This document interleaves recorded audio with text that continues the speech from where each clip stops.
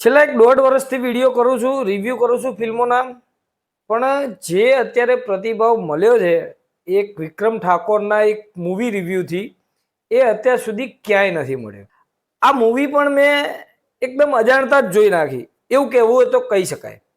પણ મૂવી મને ગમી, એના વિશે કહેવાનું મન થયું, વિક્રમ ઠાકોર વિશે કહેવાનું મન થયું, અને વિડીયો લાંબો પણ થયો.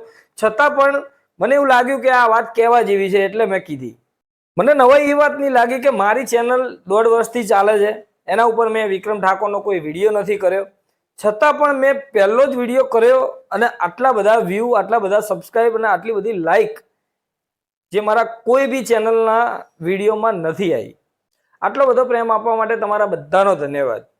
કેમ કે બધા જ લોકોએ વિડીયો જોયો છે, વિક્રમ ઠાકોરના ફેન્સ લોકોએ જોયો છે, અને હવે મેં બીજી ફિલ્મ જોઈ છે, અવતાર ધરીને આવું છું. એના વિશે આપણે આ વિડીયોની અંદર વાત કરવી છે. વિડીયોના અંદર લાસ્ટ સુધી બનાવી રહેજો. વિક્રમ ઠાકોરને નફરત કરવા લાગશો કેમ એ પણ મારે સમજાવવું છે. હેલો મિત્રો, હું છું અમિત, તમે જોઈ રહ્યા છો સિનેમા શો. સિનેમા શો પર આજે ચર્ચા કરવા જઈ રહ્યા છીએ અવતાર ધરીને આવું છું વિક્રમ ઠાકોરની ગુજરાતી ફિલ્મ વિશે.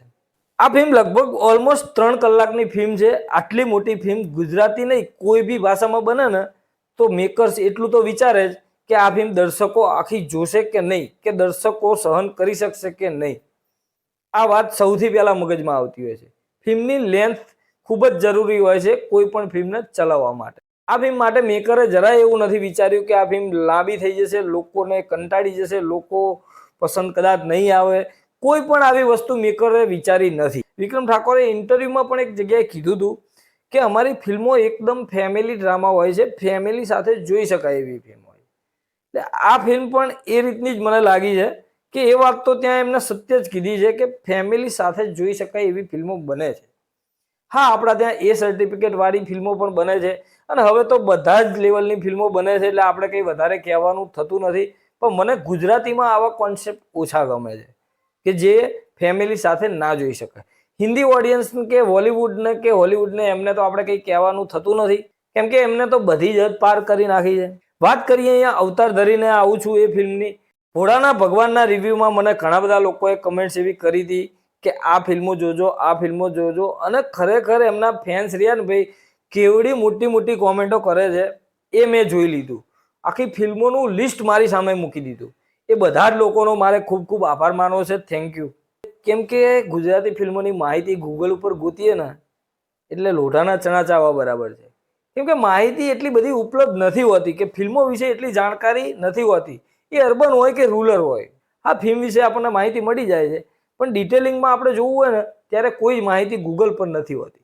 અવતાર ધરીને આવું છું આ ફિલ્મની એક ટાઇટલમાં જ એની કહાની છુપાયેલી છે. કેમ કે મને એટલો તો સમજમાં આવી ગયો તો કોન્સેપ્ટ કંઈક આ ભોળાના ભગવાન જેવો હશે.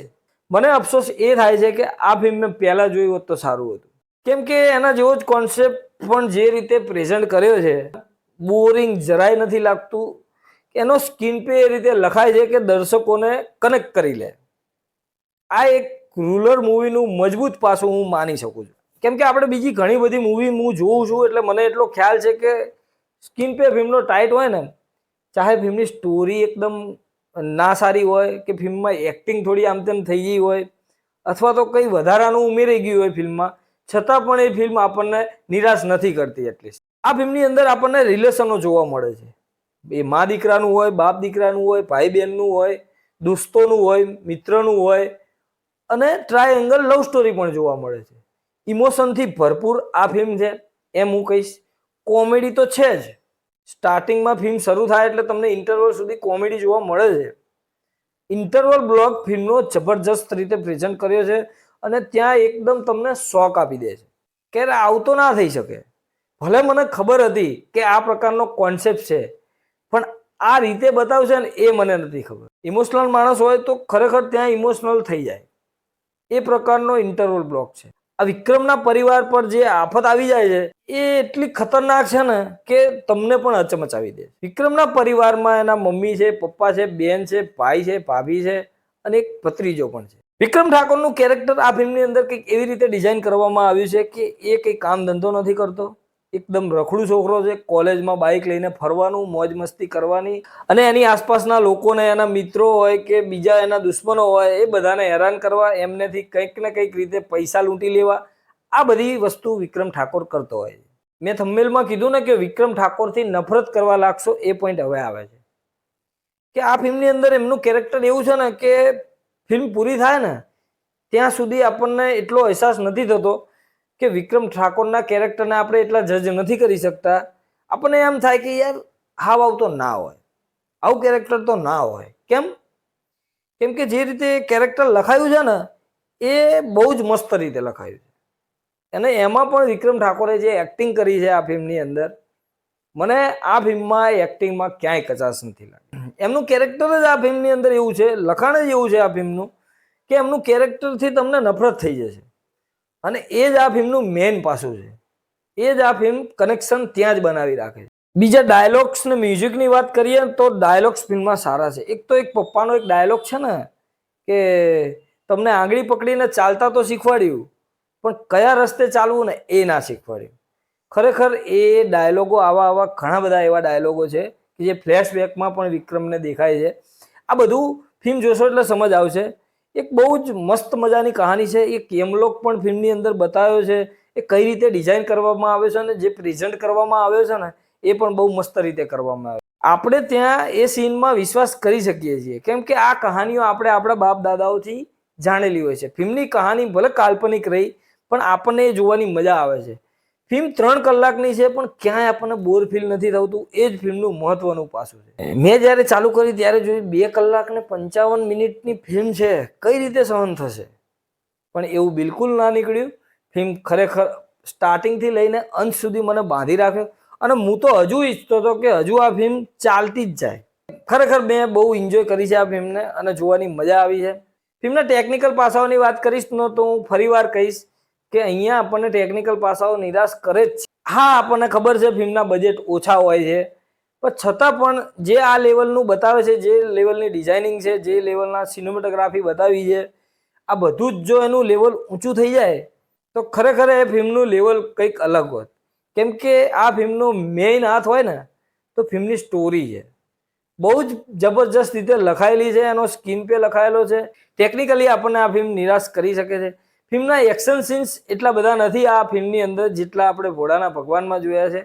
પણ એક ઇમોશનનો દરિયો આ ફિલ્મમાં જોવા મળે છે. જબરજસ્ત રીતે એ પ્રેઝન્ટ કરેલો છે અને આપણને જોવાની મજા પણ આવે છે. ફિલ્મમાં કોમેડી થોડી ઘણી જોવા મળે છે. ફિલ્મના કેરેક્ટર વિશે વાત કરીએ, એક્ટિંગ વિશે વાત કરીએ તો ફિલ્મમાં વિક્રમ ઠાકોરે જબરજસ્ત એક્ટિંગ કરી છે. મેં પહેલા પણ કીધું કે વિક્રમ ઠાકોરથી તમે નફરત કરવા લાગો. ફિલ્મની અંદર કોઈ પણ કેરેક્ટર એવું હોય કે તમને તેનાથી નફરત થઈ જાય તો એને એક્ટર માની લેવો. અહીંયા વિક્રમ ઠાકોરે એ બતાવ્યું છે કે તમે એને નફરત કરવા લાગશો, એ કેરેક્ટરને નફરત કરવા લાગશો. વિક્રમ ઠાકોરને નહીં યાર, કેરેક્ટરને. એટલે તમારે માની લેવું પડે કે એને એક્ટિંગમાં જાન રેડી દીધી. આ ફિલ્મની અંદર 2 હિરોઈનો લીધી છે. બંને જબરજસ્ત રીતે કામ કર્યું છે અને એક મોડર્ન છે, એક ગામડાની છે. મોડર્ન છોકરીએ તો બાપા હદ કરી નાખી. શોકિંગ મુમેન્ટ છે એ રહી. તમે બધાએ તો ફિલ્મ જોઈ જ હશે એટલે તમને ખ્યાલ જ હશે. એ મોડર્ન એનો પ્રેમ છે ને વિક્રમભાઈનો, આવો પ્રેમ ના કરાય ભાઈ, જાણી જોઈને કરવો પડશે. લાસ્ટની અંદર મેકર્સ ક્રેડિટ સીનની અંદર પણ વાત કરે છે કે ભાઈ ધ્યાન રાખો, અત્યારે વિક્રમભાઈને જે મોકો મળ્યો છે તમને નથી મળવાનો, એટલે તમે શું કરો છો એનું ખાસ ધ્યાન રાખો, તમારો સમય વેડફશો નહીં ઊંધી જગ્યાએ. એ બહુ મસ્ત બતાવ્યો છે. મને એ ટચ કરી ગયો લાસ્ટમાં એ લાઈનો. એટલે મેકર્સને પણ ખૂબ ખૂબ અભિનંદન છે. આ ફિલ્મ લવ સ્ટોરી છે પણ તમને ક્યાંય એવું ફીલ નથી કરાવતું કે તમે લવ સ્ટોરી જોઈ રહ્યા છો. કેમ કે મા બાપ એટલા દુઃખી છે વિક્રમથી, એના આજુબાજુવાળા દુઃખી છે, એની બેન દુઃખી છે, એનો ભાઈ દુઃખી છે, એનો ભત્રીજો એનાથી દુઃખી છે. તો આનાથી મોટી વાત કઈ હોઈ શકે? જોવા એવી છે, દરેક લોકોએ જોવા એવી છે. એવું નથી કે વિક્રમ ઠાકોરના ફેન્સ જ આ મૂવી જોવે. સારી ફિલ્મોને હંમેશા આપણે એપ્રિશિએટ કરવી જ પડે અને આ ફિલ્મને હું કરીશ કેમ કે મને સારી લાગી છે. કે મારે આ ચેનલ પર એક અર્બન અને રૂરલ મૂવી વિશે એક અલગથી વિડીયો લઈને આવો છે કે અર્બનનું રૂરલની અંદર થોડું કોપી કરવામાં આવે કે થોડું મિક્સઅપ કરવામાં આવે કે રૂરલનું અર્બનમાં થોડું મિક્સઅપ કરવામાં આવે તો ફિલ્મો કેવી બને. આવો એક વિડીયોનો પ્લાન કરી રહ્યો છું. મેં એના પર કામ પણ ચાલુ કરી દીધું છે.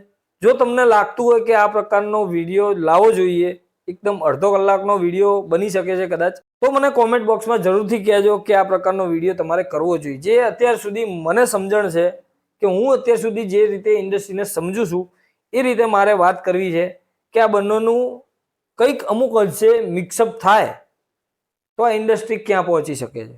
દરેક લોકોએ ફિલ્મની અંદર એક્ટિંગ જબરજસ્ત કરી છે, ફિલ્મનું પ્રેઝન્ટેશન મસ્ત છે, બધી જ વસ્તુ ફિલ્મની પોઝિટિવ વાતો ફિલ્મ સાથે જોડાયેલી છે. એટલે આ ફિલ્મ તમે એન્જોય જરૂર કરશો. સરસ મજાની ફિલ્મ બની છે. સિનેમા શો તરફથી આ ફિલ્મને હું 3.5 સ્ટાર આપી શકું છું. મળીએ મિત્રો નેક્સ્ટ વિડીયોમાં નવી ફિલ્મ સાથે સિનેમા શો પર.